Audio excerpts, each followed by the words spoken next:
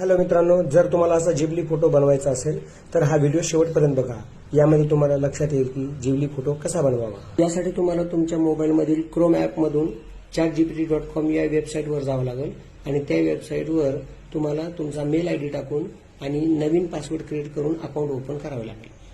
Password टाकत असताना mail आयडीमध्ये जे नाव आहे ते नाव सेम येता कामा नये, नाहीतर मग पासवर्ड क्रिएट होणार नाही.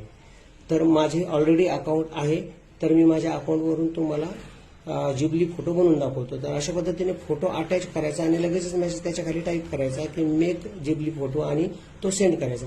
सेंड केला की ChatGPT कडून त्यावर प्रोसेस होते आणि प्रोसेसिंग होऊन आपला जो पाठवलेला फोटो आहे त्याला जिबली फोटोमध्ये कन्वर्ट केला जातो आणि तो कन्वर्ट केलेला फोटो आपल्यासमोर डिस्प्ले होतो.